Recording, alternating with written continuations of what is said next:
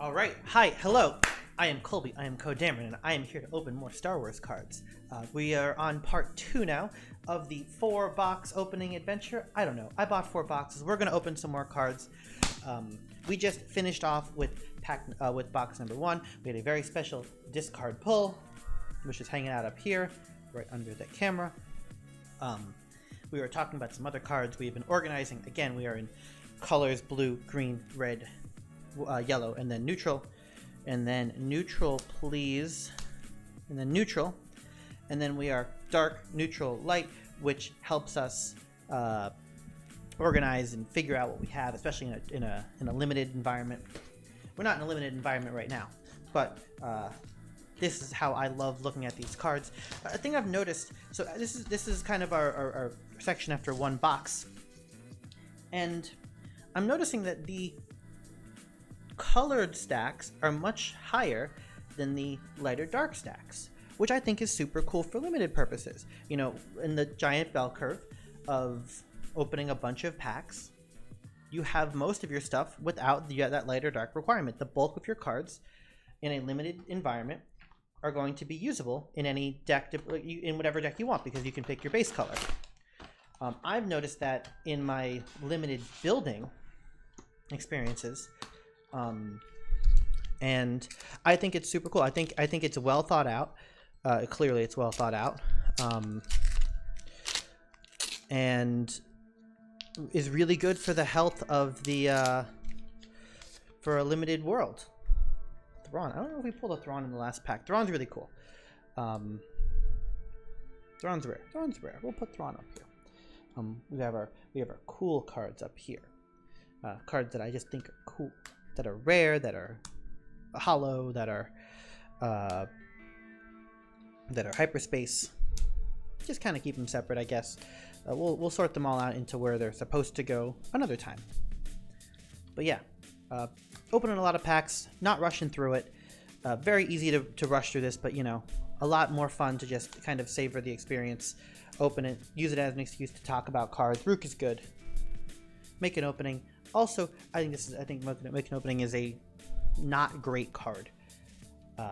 Make an opening. It only gives -2/-2 and then heals 2 base. I think it's a not great card, but it has outperformed what I expect of it. So maybe I'm wrong. I want it to be bad. Power of the Dark Side. Sack a guy is so much better. We're talking about Lando. Lando Calrissian says, when you play me, you can pick up 2 cards. He has 6 cost. So you get to draw the 2 cards you need, which you had resourced in the first 6 turns. But like, is that good? We have a Jin. We have a hyperspace Jin. Goes in the hyperspace leader pile, which I think I was neglecting a little bit in the beginning. But you know, you live and learn. Is that good?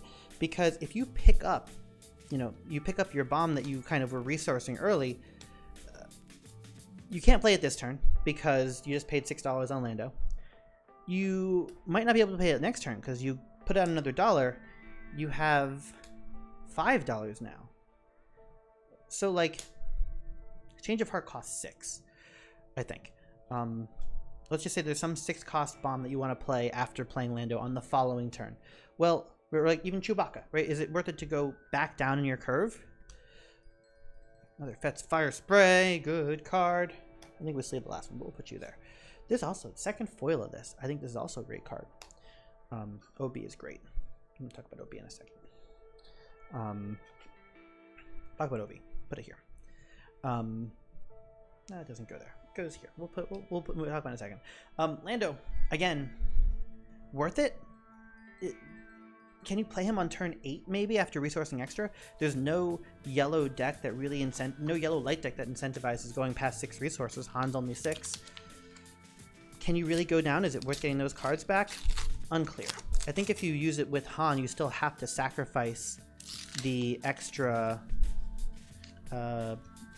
resource, right? Because Han doesn't tell you which resource to sacrifice. It just sacrifice a resource. I don't know. Lando, you're staying in the good pile because you're sleeved, but you go here. I want to talk about Admiral Akbar and Overwhelming Barrage in the same breath.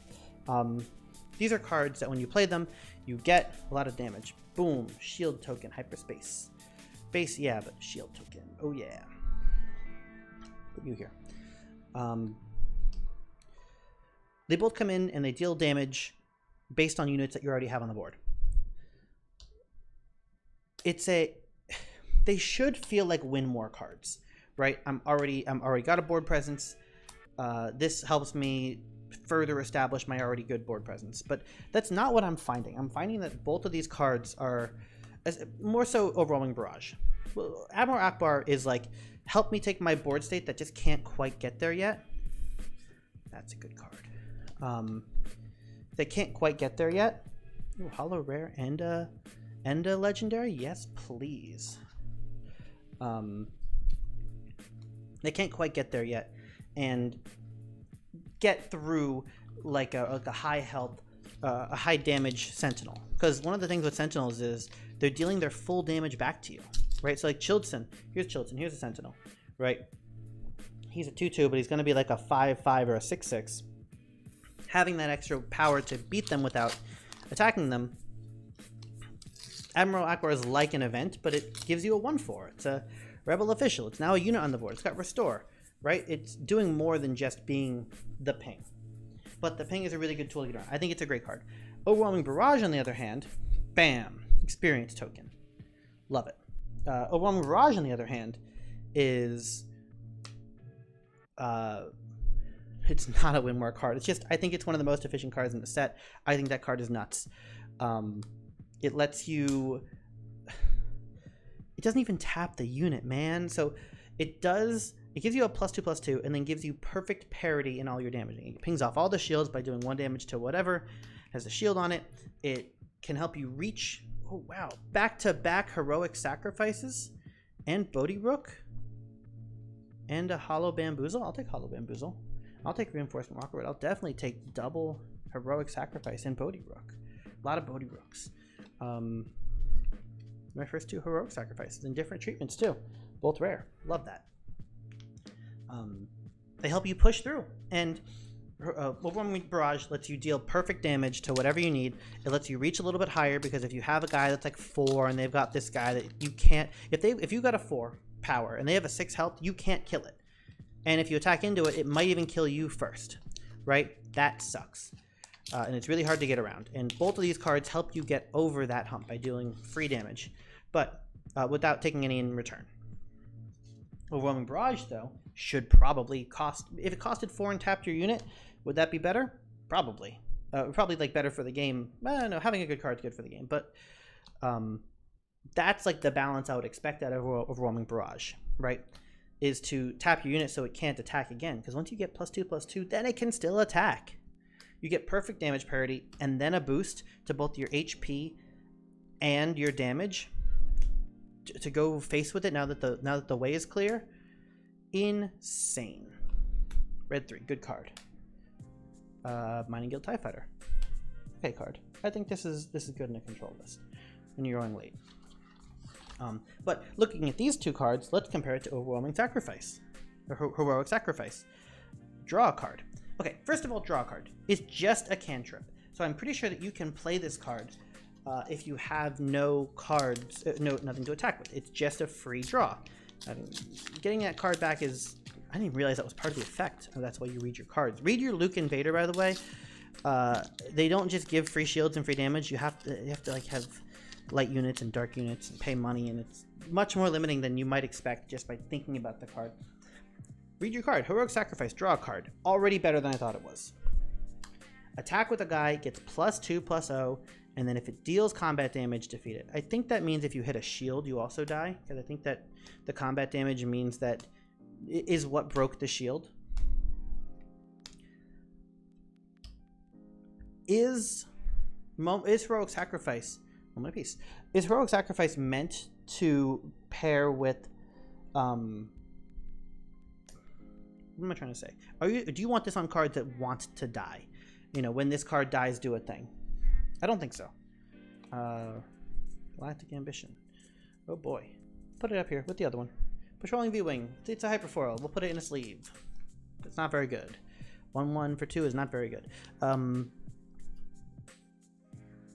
Yeah, like you're not using this as a kill the unit sacrifice. You kill the unit outlet. It's for the extra 2 damage. Is that better than sneak attack? Sneak attack, not sneak attack, surprise strike. +3 damage, do the attack, and by the way, don't die. Right? So let's look at Heroic Sacrifice. Thank you, Overwhelming Barrage. You know, we were talking about the cards that preserve board state. Here are now the ones that don't preserve your board state. Actually, I want you here. You're rare. Surprise strike. Attack with a unit. Gets +3/+0 for this attack. Right? Attack with a unit. For this attack, it gets +2/+0 and gains when you attack, defeat yourself.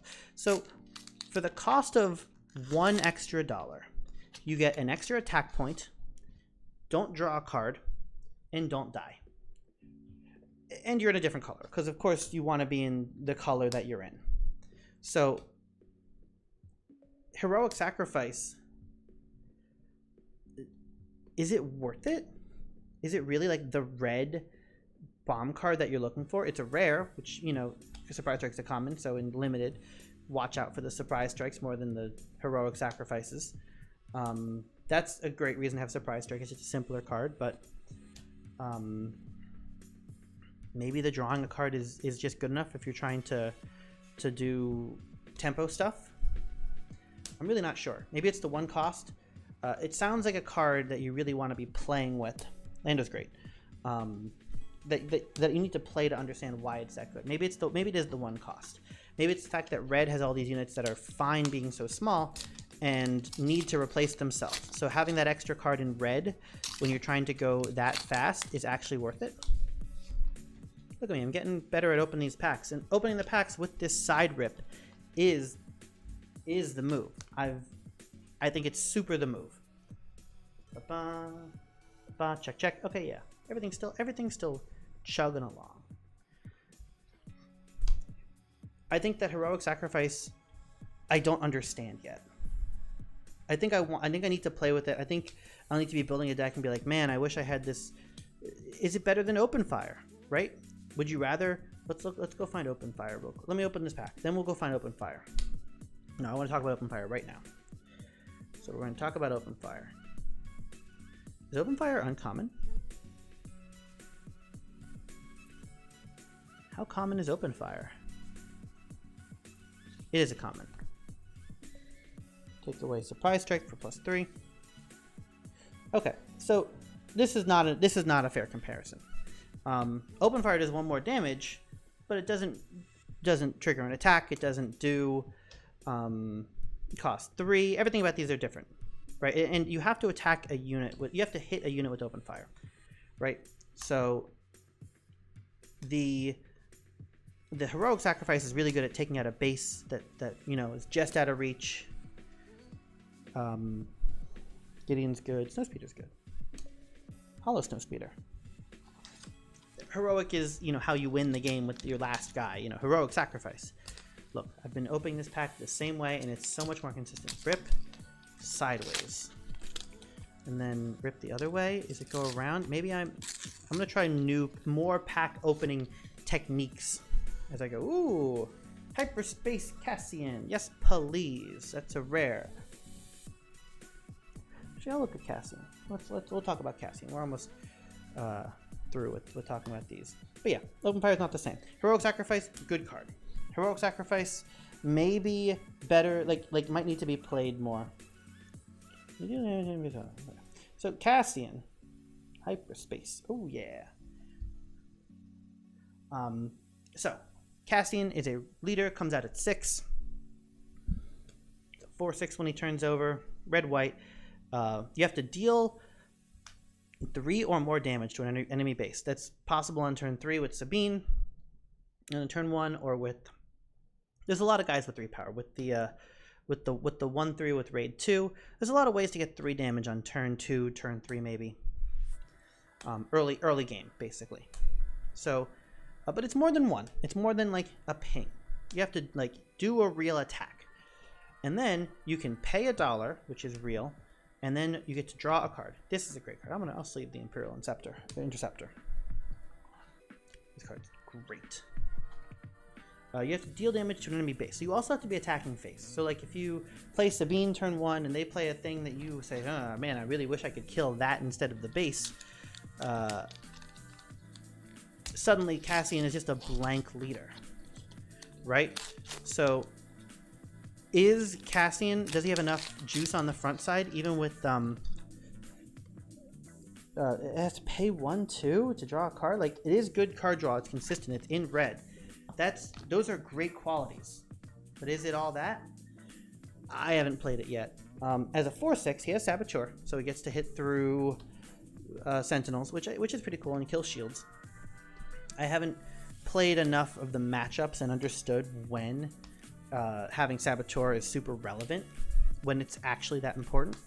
So I don't know how to comment on that, but it is nice to be aware of that built into your leader. Bop. Bop. Hyperspace Bib, still ugly. Regional Governor, also not that great, but an important card to own. Precision Fire, I think I've already got that one in Hollow. Cassian as a unit doesn't have to deal the damage himself to an enemy base, doesn't have to pay $1, and doesn't have to do it himself. Still only once a turn, doesn't have to pay $1, doesn't have to tap or anything. That's a lot better. That's a lot of a better effect. But these leaders are like, look at Vader. I know he's 7, but like, he comes out and he affects the board. He comes in and he does free damage and he's a threat. Look at Luke. He still gives out shields. He's affecting the board. Sabine is affecting the tempo of the game much faster than Cassian. Cassian's reactive to already having a position that you can do damage with. The bonus, the silver lining on it is, yes, you get to do it with Saboteur, so you don't need to have the board state. Hey, look, Disarm, Hyperfoil. I don't know if this card's great. Probably good. Probably good as a Hyperfoil, right? It is very shiny. It looks kind of cool. I don't know who's getting disarmed.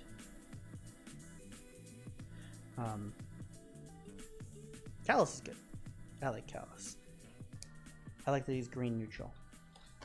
But Cassian not coming in and actively affecting the board. You come in, you get Saboteur, deal 4. Maybe he's just like the final blow kind of guy. Maybe he's... the other thing is, a lot of times you want to play your leader last. So you like do all of your stuff and you make sure your opponent doesn't have any resources so that you can come in and play your leader, get some damage, do the thing, attack the thing. If turn 6 is your leader turn, there's a lot of leaders at turn 6. He really wants to attack the base because he comes in last. He has to attack the base. That means you're not using your leader turn or the powers of your leader to affect the board. Is that going to be strong enough? Is that going to leave you in a good position the following turn to do something? Sneak attack, good. Volunteer soldier, shiny. I don't know. I think Cassian's underwhelming. I guess the question is, how valuable is that additional card draw? I'm not sure. I guess on turn 6, on turn 6 you probably have hopefully 2 or 3 cards in your hand at least. So it's real. Adding more cards is real. I guess I'm talking a lot about the opportunity cost of the body and not the benefit of what the card you're drawing is. It feels like a thing that's a little bit more valuable in a control list. Like if I'm drawing more 1-drops, more here's my disabling Fang Fighter to come in and just do a little bit more damage, that doesn't feel super impressive. But if I'm drawing Bombing Run, if I'm drawing cards that affect the board after Cassian has done his thing, that might feel a little bit better. This box has been a little bit less exciting. Maybe I've just seen all these cards already. Maybe I'm just not pulling well. Maybe the good cards are at the bottom. I think there was a Fet's Fire Spray, which was cool. But I haven't been wowed at any cards. The Cassian's cool. I got a couple of Hyperfoils, but nothing incredible. I don't think there's been a Legendary yet. Maybe there was a one, but I don't know. That's just a Boba Fett. Cassian, cool card. Don't know quite what to do with it yet. If it's better than Sabine, even. Hey, Chopper Base. Shield token. I'm about it. Hyperspace shield token. Yes, please. What else is there worth talking about? There's people playing this game. I've been going around to stores, and at least in South Florida, there is a scene. It is. I'm growing it a little bit. I'm talking to people. I'm trying to invite people to come out and play. There's interest. There's people talking about it. I was playing next to some Magic players, and they were talking about Star Wars Limited. Hey, look, an Electro Staff and another. That's like a third Emperor's Legion, but at least it's hyperfoil. I mean, at least it's hyperfoil. That's super awesome. It's hyperfoil. It helps you fill out the collection. I don't know if this card's great. Maybe this is really good with Palpatine. Draw back all those cards that look at all these lackluster events. We're talking about Heroic Sacrifice. We're talking about this goes here. That goes there. That card's good with Cassian. We're talking about a lot of mediocre events. Like, again, talking about cards that aren't necessarily over the top, explicitly really good is part of good card design. Finding disarm as an effect that yellow is the cards. Hey, look, Krennic hyperspace. Yellow are the cards that reduce damage output. That's a cool effect that yellow things do. Where do you go? You go here. Hey, look, open fire. Yellow cards reduce the damage. So having that on a 1-cost event helps the color's identity be more clear. But is it like it's good enough as a let's make sure that we know what yellow cards do identifier? Is it a good card that people will play? I don't think it's enough. Hey, we got a good pack. We got an aggression and a takedown. Let's go. We're gonna talk about aggression. Now we got. Remember, I was just asking for something to talk about. We just got 2. We'll talk about both of these actually. We'll talk about takedown real quick, and then we'll talk about aggression because they're my favorite cards. Takedown hyperfoil. This is a good card and a good treatment. Defeat a unit with 5 HP or less. So very much like open fire, deal 4 damage to a unit. Has to target units. Takedown for 1 more cost deals functionally kind of 1 more damage in a different way. Really cool distinction. You can still open fire a guy with 6 health, but you can't take him down. Defeat him, so that gets under shields. When you play takedown, your opponent goes, wow, that's such a cool hyperfoil. I'm gonna scoop and surrender because I can't handle how cool that looks. So that's a cool effect of hyperfoil takedown, at least. Yeah, but talking about color identity, the difference between takedown and hyper and open fire is really cool. I love having that distinction between the cards, and this core set, this base Spark of Rebellion core set really helps identify those color identities. And speaking of color identities, we have aggression. I love that these cards exist. There's 1 in every color. It is the name. So red is not red. It's aggressive. It's aggression. And there's a legendary 4-cost, 4-mode legendary card event with double of that color's flag. Bombing run's good. Baze is great as a holo. With red, there's 1 for every color. And they've all got 4 modes. And this is really the developer saying red is about these things. Draw 1 card. That is not card draw, that is card replacement. Very much Cassian. We were talking about Cassian being, maybe just swing in to get that card replacement. Defeat up to 2 upgrades. Maybe red's really good at moving upgrades. They have power failure. Ba-boom. Shield token on the red, on the Cataclysm called Caldera. Red is good at taking out enhancements, upgrades. Ready a unit. So attack again. Very aggressive. Very much in aggression. Ready, and then deal 4 damage. It's just got open fire. Like we were talking about how open fire is the identity of that red, dealing 4 damage for 1 event's cost is what that does. Is what the cost of 4 damage is 1 event is 4 damage. Anything above that, so like Don't Get Cocky. I don't have it on the table right now, but Don't Get Cocky is an event that says, you know, play a little mini game with yourself and maybe deal up to 7 damage. Cost aside, the fact that 4 damage is guaranteed on a card and 7 damage is like, hold on a second, 7 damage. You have to risk it for it. Those are completely, those are helping define numbers in this game. How much health is a lot of health? Imperial Interceptor, 3 damage to a unit. Just by playing through this core set, you really get a good feeling of how strong units are supposed to be. Oh boy, a Hyperfoil Metal Ceremony. Is this card good? Let's talk about Metal Ceremony, because I don't know if this card's good. I'm not a believer in it, but I think it's supposed to be good. I think this card's supposed to be not nuts, but very good. We'll talk about it. We'll get our Metal Ceremony. We'll move the takedown. We'll get a double sleeve because that's what we're doing. Oh yeah.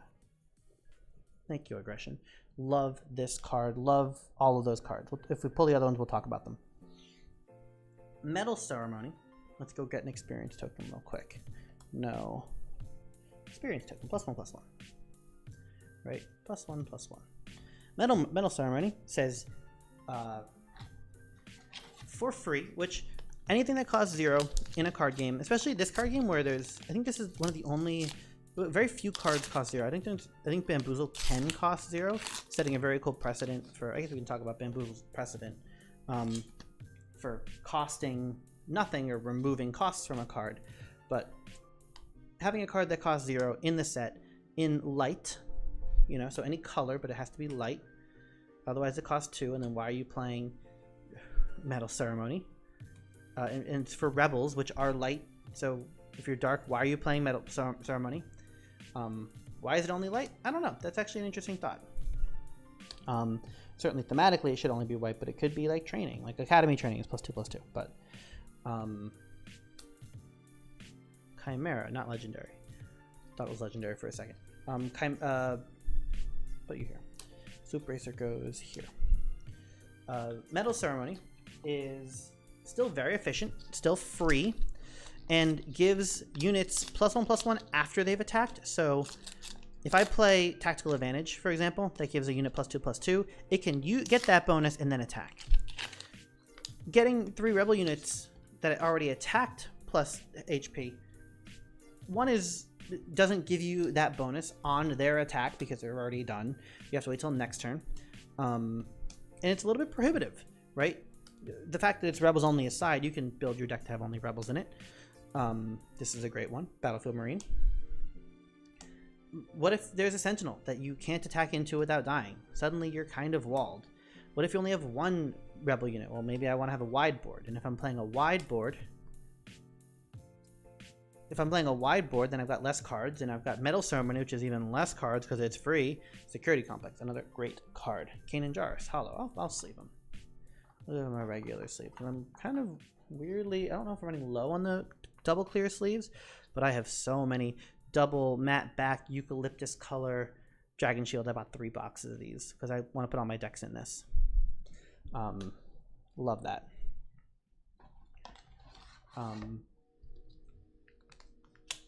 If you can't attack with 3 rebels, you don't get full value out of Metal Ceremony. It's free, so it's great to play alongside another card that you played this turn. But any card that you played this turn that you paid for with Metal Ceremony won't, or next to Metal Ceremony, that you don't have. I want to play Metal Ceremony for free, so I'm going to use the rest of my money on something else. But that other thing I played comes in tapped. It's not going to get to attack and get that bonus. I don't get it.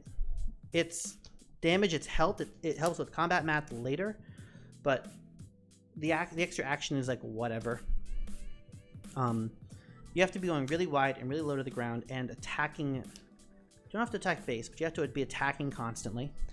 And I find that to be a difficult card to justify in my deck. I could be mistaken. Hey, it's home 1. Good card. Vanguard Infantry. Look, I'm getting more treatments of Vanguard Infantry. That's cool. It will help the book collection. Yeah, I'm not so sure about Metal Ceremony. But I know that experience tokens are good. Can we talk about experience and shields for a second? I'm going to talk about experience and shields. I think this is a much more interesting conversation. Thank you, Metal Ceremony. Experience and shields are token upgrades. This is a thing that is so obvious once you realize it, and why it's important to a game. But no, I really haven't seen other games do it, because tokens and shields, +1/+1 counters is magic. Shields are... There's shields in magic. It took them a while to find them. But a lot of games have shield, you know, to stop one instance of damage. If you take 1 damage, it goes away. If you take 100 damage, it goes away. Super reasonable and understandable what a shield should be doing. The difference is in this game is that they're upgrades. They're token upgrades, which means you just kind of pull them out. They're tokens. They're wherever you hypothetically have infinity of them. But since they're upgrades, they interact with anything that says upgrade. Hey, look, Chimera.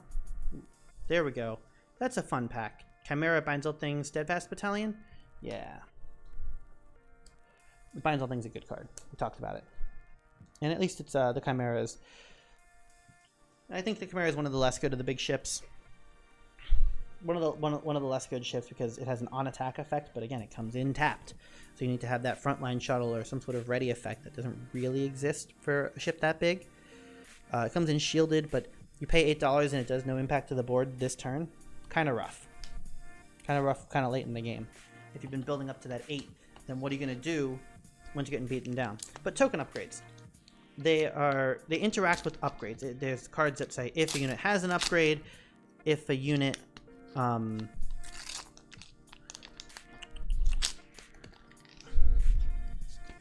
it's nothing. It's just a Boba Fett. But it is hyperspace. Defeat an upgrade, like aggression. Aggression said defeat 2 upgrades, which means that you can use that on the token upgrades. It means that in a lot of games, upgrades are inefficient. If I put an Electro Staff or a Lightsaber on someone and it dies, I just lost 2 cards for the price of 1. In this game, I think the upgrades are kind of good, but since one of the better ways to kill an upgrade, like a lightsaber, is just to kill the unit rather than target the lightsaber itself, why run upgrade hate? Why would I run a card that says defeat all upgrades? Well, Tarkin is handing out experience like it's candy. Oh, this is a good card. We're going to talk about this card. Devon's Sister. This unit deals combat damage to an opponent's base. You may deal 3 damage to a ground unit. Okay. Saboteur comes in, does damage, does more damage. Love that. Seventh Sister, great card. We're gonna talk about this though. Strafing Gunship. But back to upgrades real quick. Token upgrade. The fact that experiences and shields, and who knows, maybe some other thing. Maybe like +1 force. What if force ends up being a token upgrade? What if there's more token upgrades in this game? I don't know. The fact that they're upgrades means that you can run upgrade hate and feel good about it. That it's not going to be a wasted card in your deck. Strafing Gunship. What a card. What a great card. We're going to talk about this and we're going to talk about Bamboozle. I'm going to go and grab a Bamboozle. I'm going to grab a Bamboozle. Very different cards, but cards that make me super excited about the potential of this game. Ba-ba. But first, we're going to open up the last pack. Hey, look, box number 2. We did it in a little over half an hour. That sounds about right. Last one was 50 minutes. We also did the intro and went through the collection as it stood. So that's super cool. Half an hour for a box sounds about right. With talking and chilling and sorting and not rushing. I'm not actively appreciating every card, sure, but I am looking at them all. I'm like, you go here. Oh, right, this card. I'll be like, oh, I haven't gotten a lot of these cards. Happens a lot with the uncommons, like Bosk. I didn't mention it, but I only have I have 2 Bosks and no special treatments of Bosk. So when I pull a Bosk, I'm like, oh yeah, now I have another one. Fifth Brother, like Wedge. I've got a couple of Wedges, but like Zeb, I know I've got a rare. No, I've got a regular. I've got a hyperspace, and now I've got a foil, right? So like this is exciting to me. Like taking my time, even when I get these regular cards. The fact that I'm trying to do a full set lets me appreciate every card just a little bit more. But hey, look, 2 boxes. Thanks for joining me. I'm CoDameron. Thanks again for joining me on cards and talking about cards and opening up cards, and we're halfway done. Let's keep rolling. Talk to you next time.